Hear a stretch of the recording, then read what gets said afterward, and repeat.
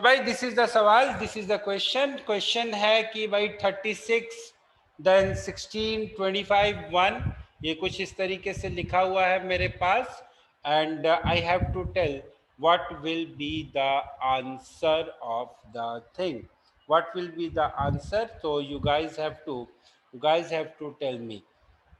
Few answers I got that sir the answer is going to be 19, but how?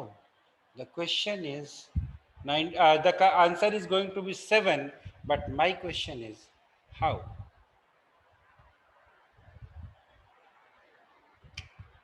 How? Sir जो सारे numbers हैं वो सारे square numbers है, तो फिर उसके स्क्वायर रूट्स निकाल लेंगे और फिर वर्टिकल नंबर्स को मल्टीप्लाई करेंगे और हॉरिजॉन्टल नंबर्स को मल्टीप्लाई करके फिर उनका डिफरेंस ले लेंगे। वर्टिकल नंबर को मल्टीप्लाई करके हॉरिजॉन्टल नंबर को मल्टीप्लाई करके दोनों का डिफरेंस ले लिया। तो 6 4 जा 24, 24 minus 5 is 19। Very good. See what is to be done here. देखो भाई, अगर मैं हिंट की बात करूं तो कई बार कई क्वेश्चंस में हिंट दिया रहता है। This is one of such question. इस क्वेश्चन में मुझे एक हिंट तो दिख रहा है कि ये सारे के सारे नंबर परफेक्ट स्क्वायर हैं। जहां पे परफेक्ट स्क्वायर हो, जहां पे परफेक्ट क्यूब हो, वहां पे आपके पास क्वेश्चन सॉल्व करने की पॉसिबिलिटी और बढ़ जाती है, क्योंकि वहां पे you can do something with the perfect square, you can do something with the perfect cube. अब यहाँ पे देखो भाई, यहाँ पे देखो एक लॉजिक ये बनता है। पहले तो सारे नंबर्स का स्क्वायर रूट लिख लो। सारे नंबर्स का स्क्वायर रूट लिखा, पहले फिगर की बात करते हैं। तो 36 का स्क्वायर रूट होता है, ओहो भाई चल जा, 36 का स्क्वायर होता है, स्क्वायर रूट होता है 6। यही वाला था ना? नो नॉट दिस वन भाई। 36 का स्क्वायर रूट होता है 6। यहाँ पे ये ऑलरेडी ये सर्कल है, इसका स्क्वायर रूट होता है 4, देन इसका स्क्वायर रूट होता है सर 5, और इसका स्क्वायर रूट है 1।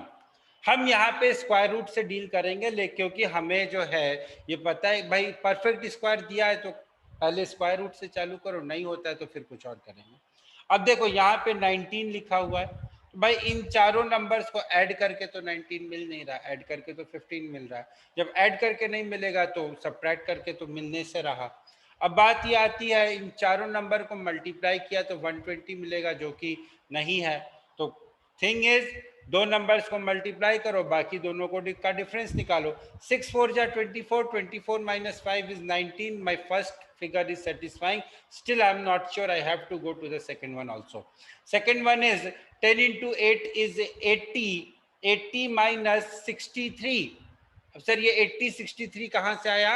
100 का स्क्वायर रूट इज 10, 64 का स्क्वायर रूट इज 8, 81 का स्क्वायर रूट इज 9, एंड 49 का square root is 7।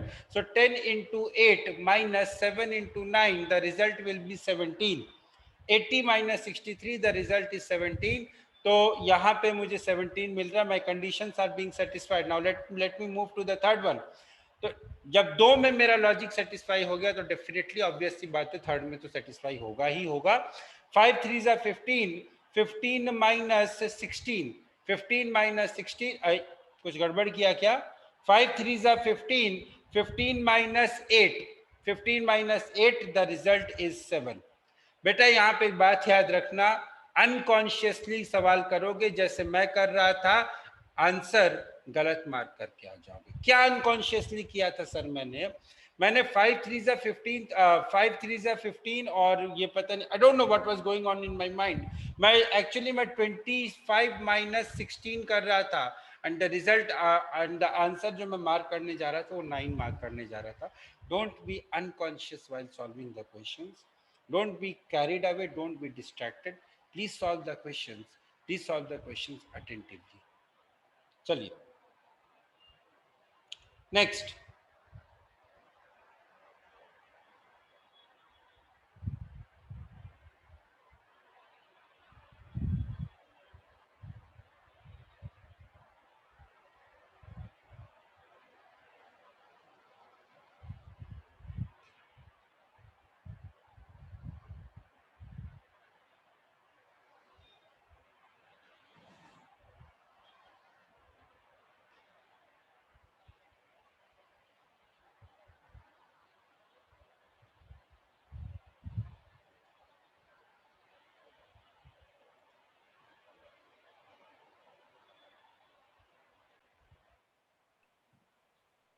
that the answer of this question will be 5.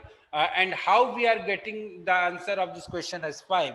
The same thing, 5 into 3 is 15, 15 4 is 60, 62 is 120, 120 को 16 से divide करो 7.5 आएगा। Sir आपने ऐसा कैसे सोचा?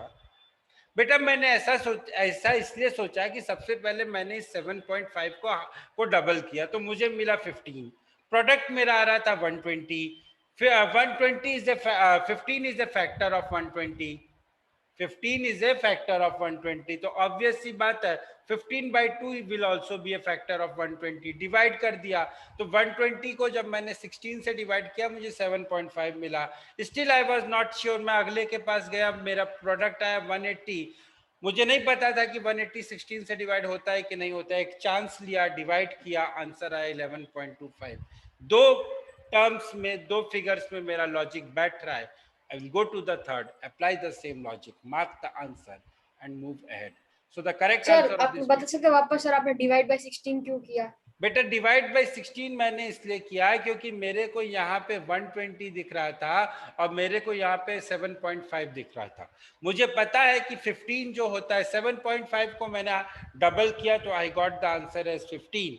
मुझे ये पता है बेटा कि जो 15 होता है ये 120 का फैक्टर होता है, तो 15 का जो हाफ होगा वो भी 120 का कहीं ना कहीं फैक्टर होगा। डिवाइड कर दिया, रिजल्ट मुझे 16 मिला। Still I am not sure, I have to check with other things also. I checked with 180 को जब मैंने 16 से डिवाइड किया तो आई गॉट 11.25। यहां अगर 11.25 नहीं आता तो फिर मैं कुछ और सोचता। देखो, why 3 figures are being given in these type of questions? एक क्वेश्चन एक फिगर देके भी तो आंसर दे सकते थे। अगर एक फिगर दे के आंसर देते तो दर्श परमार बोलता कि सर लॉजिक वेरीफाई नहीं हो पाता। दर्श परमार बोलता कि आंसर 7 आना चाहिए, सुनय बोलता आंसर 5 आना चाहिए, और क्या नाम है वो बच्ची का, करिश्मा बोलती कि सर आंसर सी आना चाहिए, और तीनों मिलके मेरे बाल नोच देते। मैं क्या करता, मैं क्या आंसर मार्क करता? मैं एक काम करता, मैं ये बोल देता कि काम करो, तीनों में से कोई आंसर नहीं, answer is option number A. इसीलिए 3 फिगर्स दिए जाते हैं। समझ में आ गई बात? चलिए आगे चलिए। Next question.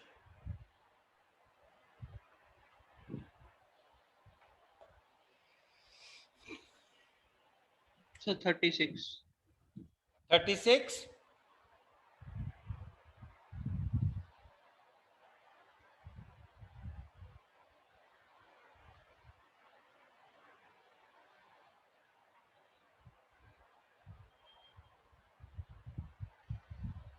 Yes, sir, 36. Okay. Saurabh, you tell me how you solve the question.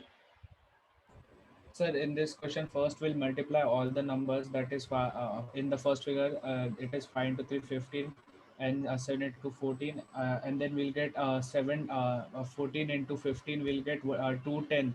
Then we'll divide this number by 10, so we'll get 21. Similarly, in the same question, sir, we'll do the same thing. Fine. That is 8 into 5, 40, 20, 240. Then we'll divide by 10, so 24. So Agreed. in this ठीक है। question also. Okay, ठीक है। करना क्या है, सारे numbers को multiply करो और 10 से डिवाइड करो, you will get your answer. Multiply all the numbers and divide the product by 10, you will get your answer.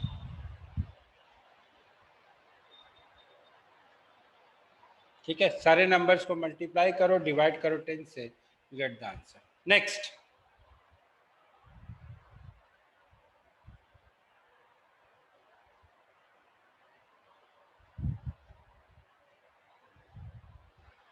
सवाल देखते ही आंसर। कौन है भाई?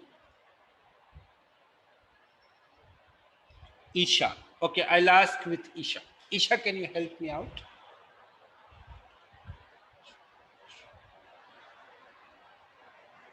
Isha, Yes, sir. can you please help me out in this question, beta? Sir, we will multiply all the 4 digits that are written, and then we will find its square root. Then we will Find its square root. square root. After multiplying all, you want to find a square root. 20 No, sir. is Sorry, multiply या sir. Add Sorry, करके वो addition sir. होगा। Add and we will find the root. Okay. वही मैं सोचूं कि multiply करने के बाद तो मुझे वही लग रहा था कि यार 8 का स्क्वायर तो 64 होता है, how she is multiplying that she is getting the answer as 64। मुझे डाउट होने लगा था कि मैंने ऐसा तो नहीं पढ़ाया है, ऐसा पढ़ाया है क्या?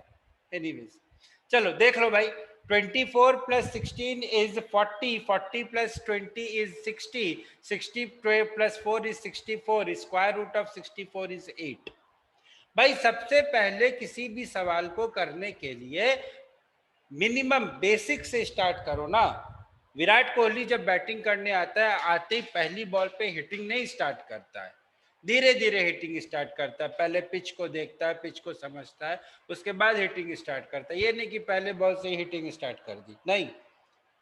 आराम से क्वेश्चन को समझो, क्वेश्चन से बात करो, उसके बाद कुछ करो। बहुत टाइम होता है यार, 10 सेकंड में तो सवाल खत्म होते हैं। यहाँ पे देखो और कुछ अभी समझ में नहीं आ रहा क्योंकि मल्टीप्लाई करेंगे तो बहुत ज्यादा बढ़ जाएगा। डिवाइड ये हो नहीं रहा। हाँ, डिवाइड करने की एक पॉसिबिलिटी हो सकती है कि भाई 16 को 4 से डिवाइड किया तो 4 मिला, 20 को 4 से डिवाइड किया तो 5 मिला, 24 को 4 से डिवाइड किया तो 6 मिला। इन 6, 4 और 5 को कुछ कम ज्यादा करके अपन 8 ला तो सकते थे, ला पाएंगे या नहीं ला पाएंगे that is a different thing. But again the problem is in the next step. 11 is a prime number, 81 11 से डिवाइड नहीं होता है, 16 11 से डिवाइड नहीं होता है, 36 11 से डिवाइड नहीं होता है, तो 12 तो किसी केस में आ ही नहीं सकता। Logic failed instantaneously. खुद ही ये नंबर बहुत बड़े हैं, ये नंबर परफेक्ट स्क्वायर्स नहीं है, तो इनका स्क्वायर रूट लेने का कोई मतलब नहीं है। खुद ही ये नंबर बहुत बड़े हैं, तो इनको मल्टीप्लाई करने का कोई लॉजिक नहीं बनता है। एक लॉजिक ये हो सकता है कि मल्टीप्लाई करने के बाद किसी कॉमन नंबर से डिवाइड कर दें तो शायद 8 आ जाए, but that is a very rarest of the rare chance. क्योंकि आगे देखो ना, आगे मेरे पास 81 है, 36 है, the numbers are increasing and they are increasing in any order. I don't know anything. So the best thing that I can have is the addition. Addition करके देखो, again see, रीजनिंग के क्वेश्चंस में हमारा जो पहला step होता है that is on the basis of speculation. उसके बाद जो मेरा स्टेप होता है that gives me a concrete result. So the correct answer of this question will be 64 plus 31 plus 49 plus 25, 5, 14 and 9. So the correct answer will be option number D, that is either it will be option number B or it will be option number D. Perhaps it will be option number B, that is 13. ठीक है। अब देखो यहाँ पे एक चीज और बता दूं, मेरे को एक चीज और बता दूं आप लोगों को। जब मुझे पहले और दूसरे टर्म में ये समझ में आ गया कि सारे नंबर्स को ऐड करके उनका स्क्वायर रूट निकालना है, still I am not required to calculate the square root, do the whole process here. भाई देखो, मैं बहुत आलसी इंसान हूँ, ठीक है, मैं यही चाहता हूँ, but I believe in doing the work smartly rather than doing the work laboriously. यहाँ पे देखो, मैं आप लोग को एक ट्रिक बताता हूँ, ध्यान से सुनना। ये जो नंबर है 64 और 49, इन दोनों को देख के ऐसा लग रहा है कि इन दोनों का जो सम होगा वो कहीं ना कहीं 100 के आसपास होगा। बहुत ज्यादा खुश होगा तो 110 हो जाएगा, इससे ज्यादा तो होने वाला नहीं है, या 120 हो जाएगा यार, इससे ज्यादा नहीं होगा। भाई कोई ये मत बोलना कि सर ये सम 120 से ज्यादा होगा। दूसरी चीज सर ये है कि ये जो 25 है, ये जो 31 है, इन दोनों का जो सम है सर ये कहीं ना कहीं 60 के आसपास होगा। मैं एग्जैक्ट सम की बात नहीं कर रहा हूं, मैं बोल रहा हूं if you are lazy enough to solve the question then I am telling. तो सर ये जो है कहीं ना कहीं एक परफेक्ट स्क्वायर होगा जो कि 160 170 के आसपास होने वाला है, इकलौता पर। और दूसरी चीज ये सर, अगर मैं यूनिट डिजिट कैलकुलेट करूं, इतना तो करना पड़ेगा, the unit digit of the addition is coming out to be 9। यहाँ पे जितने परफेक्ट स्क्वायर, जितने नंबर्स हैं, इसमें 13 के स्क्वायर में 9 आता है, 17 के स्क्वायर में 9 आता है। 17 square is 289, that is too much. तो the correct answer of this question will be 13। मत करो ज्यादा। कौन बोलता है ज्यादा क्वेश्चन सॉल्व करने, कौन बोलता है पूरा पूरा क्वेश्चन सॉल्व करने के लिए? मैं तो नहीं बोलता। ये इतना लंबा आंसर है भाई इस क्वेश्चन का, मैं तो नहीं करने वाला इतना लंबा आंसर कभी भी, ना मैंने किया था अपने टाइम पे। सवाल देखो, लॉजिक यूटिलाइज करो यार। चलो आगे चलो, आ जाओ इस क्वेश्चन में।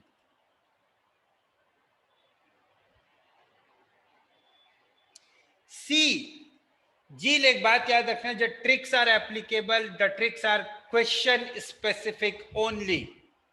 कोई भी trick question specific, the tricks are only question specific. ठीक है। आंसर तो आ गया भाई, देखे क्या आंसर आया है।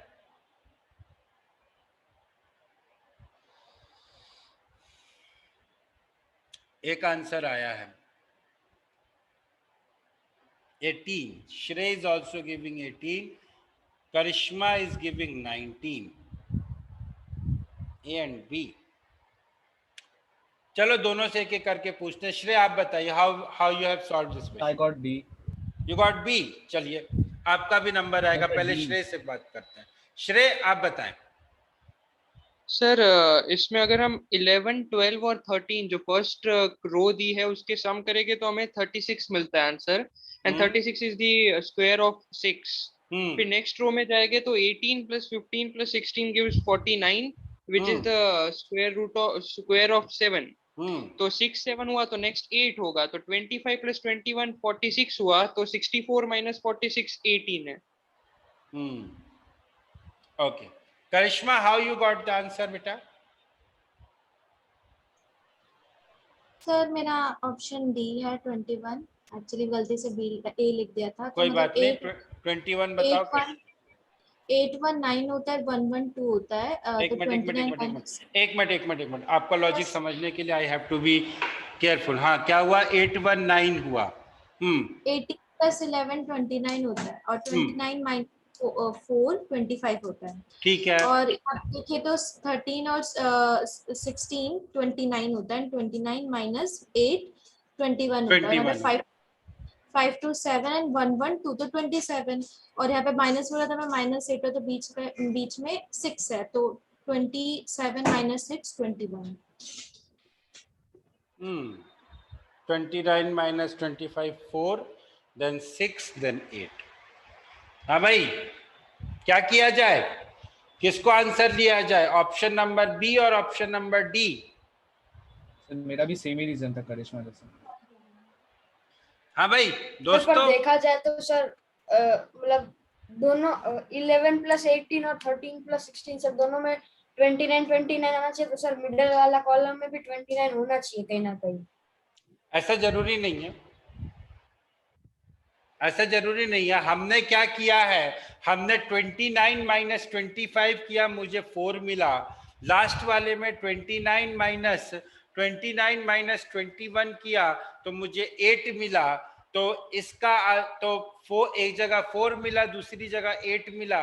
यहाँ मुझे 6 मिलना चाहिए, और यहाँ मुझे 6 मिलना चाहिए। That gives me my answer as 27 minus 21, which is equal to 6, and to my surprise also this is also in the option.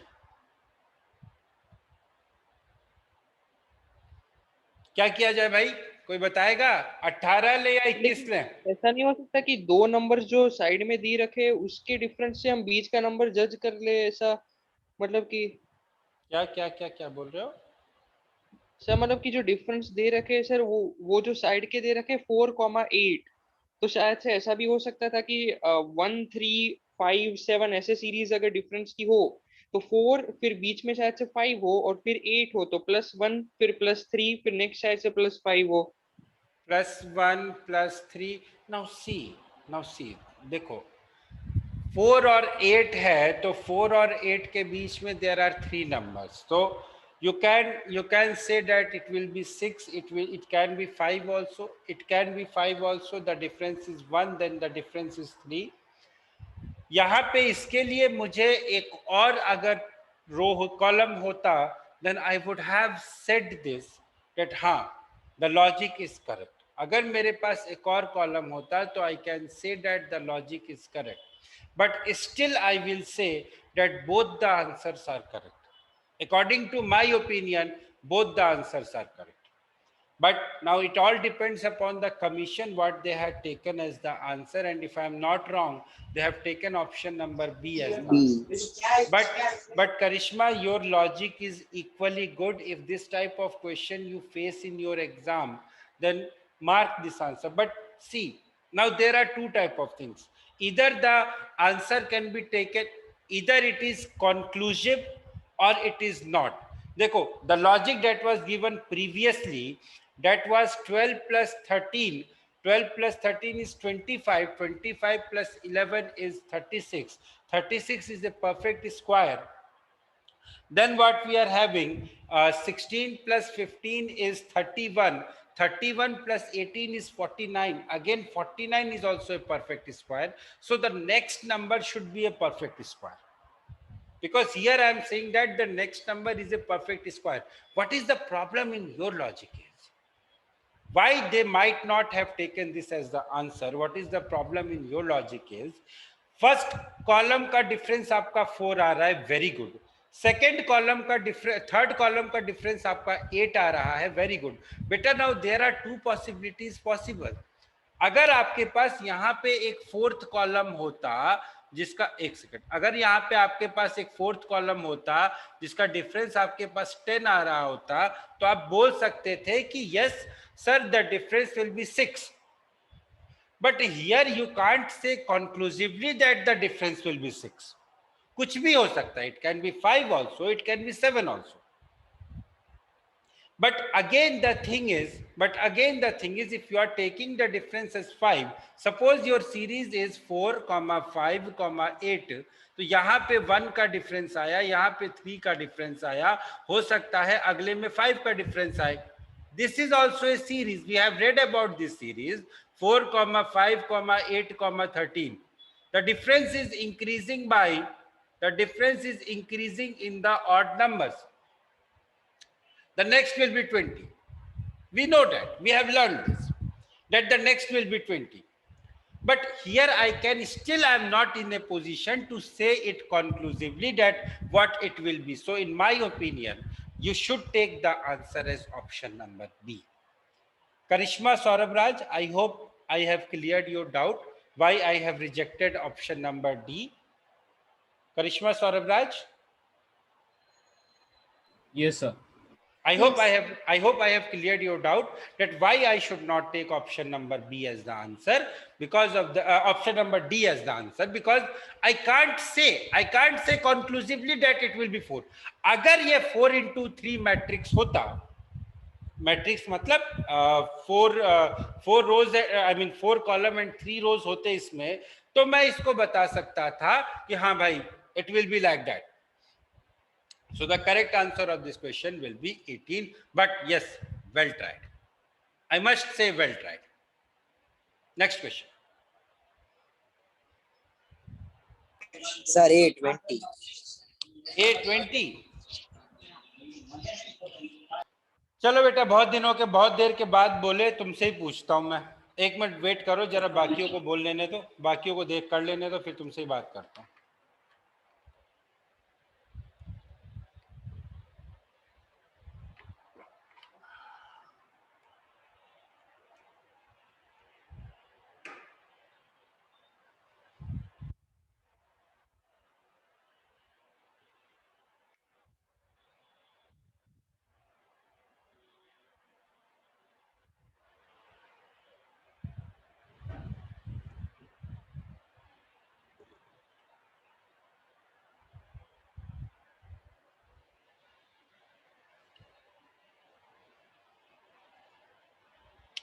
Option number A. Okay, Stuti, you tell me how you have solved the question.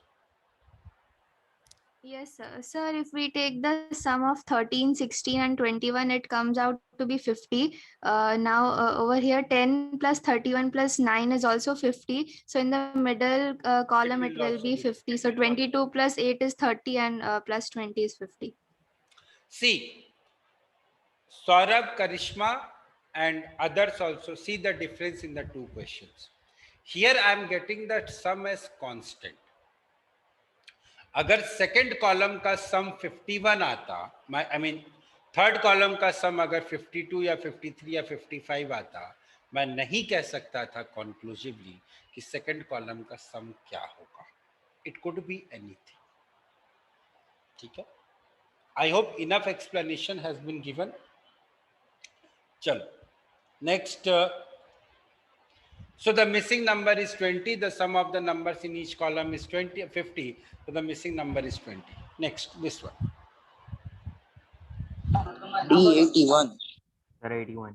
D81. See here what they have written is they have written the square of perfect square. All the numbers are perfect square. They have written the first 9 squares in random order. So the correct answer of this question will be option number D, 81. Now guys, I have lot of questions to discuss and I believe I have spent enough time for the discussion also.